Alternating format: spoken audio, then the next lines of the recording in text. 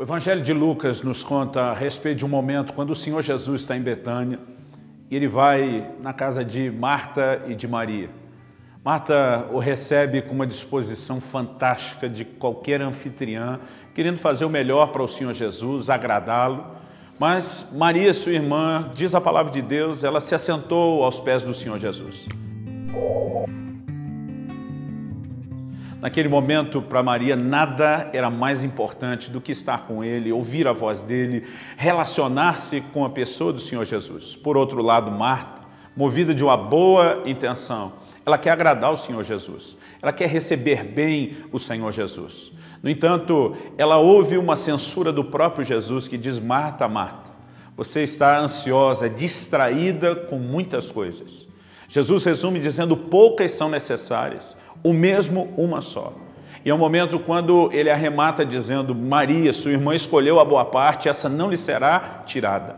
Nesse momento Jesus define aquilo que é mais importante. Aquilo que é mais importante é aquilo para o qual eu e você existimos, que é buscar a Deus. O homem foi criado para buscar a Deus. E o homem deveria cumprir o objetivo da sua existência, que é buscar ao Senhor, fazendo isso com tudo que há nele, colocando todo o seu coração e fazendo de Deus aquilo que de mais importante existe na sua vida, sem que nada concorresse com isso. Mas a lição que Jesus está nos trazendo através do comportamento de Marta é que existem coisas que são boas, existem coisas que são lícitas, elas não são necessariamente coisas ruins, elas não são necessariamente coisas erradas, no entanto, porque elas podem roubar o nosso foco, porque elas podem se tornar um objeto de distração daquilo que deveria sim ser o nosso foco principal, que é buscar ao Senhor. Elas acabam nos puxando para um lugar errado, mesmo que essas coisas não sejam erradas em si. Por exemplo, em Êxodo, no capítulo 5, a palavra de Deus diz que quando Moisés vai até Faraó, com uma mensagem muito clara da parte de Deus: deixa meu povo ir para que me adore. Deus não está apenas propondo a libertação, a redenção do seu povo, mas ele apresenta um propósito: para que me adore. Eu gosto de explorar a ideia de que o propósito da redenção não é apenas tirar o povo de Deus da condição de escravidão, mas é trazê-los para um lugar de comunhão com Deus, de relacionamento com Deus, de adoração a Deus. Mas qual foi a primeira reação do faraó? O faraó diz: esse povo deve estar muito ocioso para estar pensando em adoração. E diz: vamos encher esse povo de trabalho para que eles não tenham tempo de pensar em adoração. Eu quero te adiantar algo, mesmo que o tempo não nos permita desenvolver a ideia melhor. Faraó, como aquele que escravizava o povo, que depois da redenção veio a ser de Deus, é uma figura de Satanás, que também antes nos escravizava. Colossenses 1,3 diz que Deus nos arrancou do império das trevas. Nós não só éramos escravos, mas estávamos debaixo do jugo da escravidão de Satanás. Quando que a nação de Israel sai do Egito? No momento em que a primeira Páscoa é celebrada, o sangue do Cordeiro é derramado, aplicado nos umbrais das portas. Paulo, quando escreve aos Coríntios, ele chama Jesus de o nosso Cordeiro Pascal. Ele está fazendo um paralelo entre o que aconteceu com eles e o que aconteceu conosco. Quando eles saem do Egito e chegam no Monte Sinai, a declaração que Deus faz sobre a nação de Israel é a mesma que o apóstolo Pedro faz a nosso respeito em 1 de Pedro 2,9, quando ele diz: vós sois a nação santa, a geração eleita, o sacerdócio real, o povo de propriedade exclusiva de Deus. Portanto, nós temos um paralelo que nos mostra o quê? Assim como o faraó queria encher o povo de distração, para que eles não tivessem tempo de pensar em adorar a Deus, eu quero te dizer, essa continua sendo uma estratégia maligna para nos afastar do objetivo principal do nosso chamado, que é ter comunhão com Deus. Se naquela época já havia distrações suficientes para eles não focarem no que é mais importante, a pergunta que eu e você precisamos fazer é: e hoje? E nos nossos dias? Qual é o nível de exposição que eu e você temos com tantas coisas que podem até ser classificadas como boas, não necessariamente ruins, nem tampouco pecado, mas que acabam nos distraindo do foco, do propósito principal, que é buscar o Senhor. Anos atrás, quando meu filho Israel ele ainda era bem novo, eu lembro que ele ficou muito empolgado quando dei de presente para ele um PlayStation. Era a fase ainda do PlayStation 2. E eu me lembro a empolgação dele com o novo videogame. Eu lembro que a primeira reação foi de me abraçar, beijar. Pai, você é demais. Ele ficou realmente empolgado.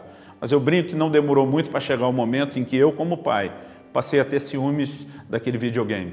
Porque até então, antes do videogame, quando eu chegava de viagem em casa, Estava sempre o Israel e a Alissa me esperando atrás da porta, a porta abria, eles já faziam uma festa, pulavam em cima de mim, celebravam o meu retorno. Normalmente fico 2, 3 dias por semana fora de casa. E eles celebravam aquilo. Depois do videogame, quase toda vez que eu chegava, estava só a minha filha Alissa esperando atrás da porta. E eu sentia falta do Israel.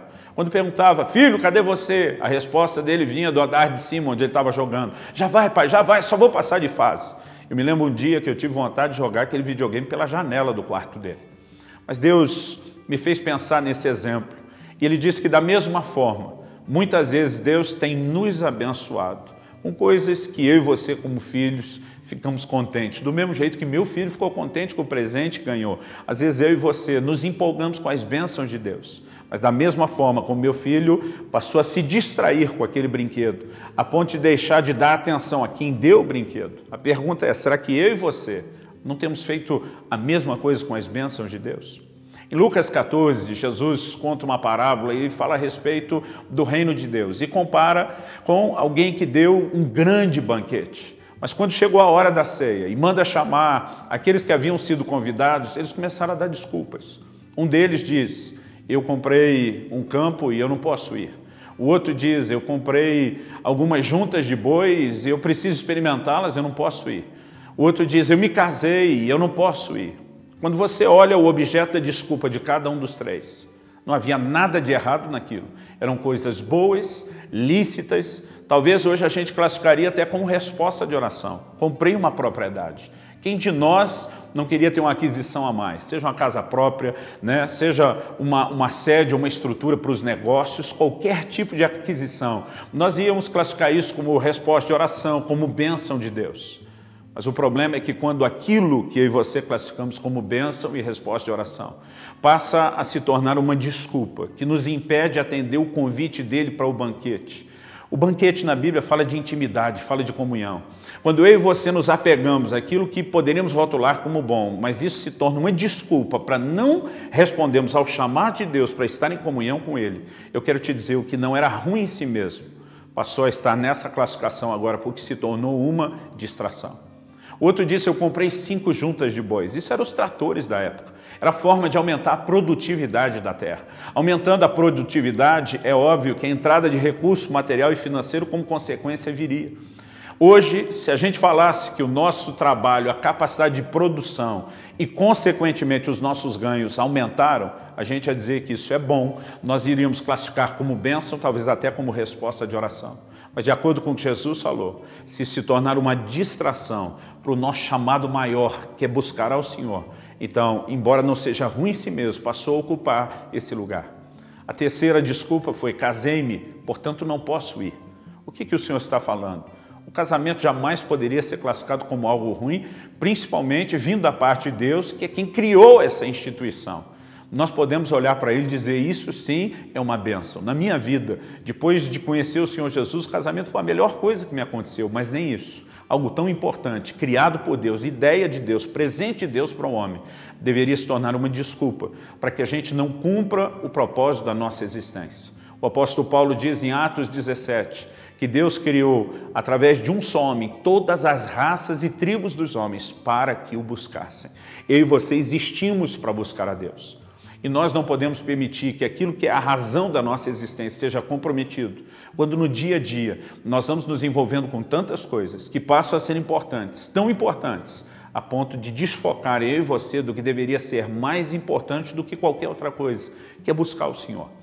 Alguém disse com muita propriedade que uma das coisas boas das redes sociais atualmente é que o dia em que eu e você estivermos diante de Deus, nós não vamos ter desculpa para dizer que não tinha tempo para orar, que não tinha tempo para buscá-lo.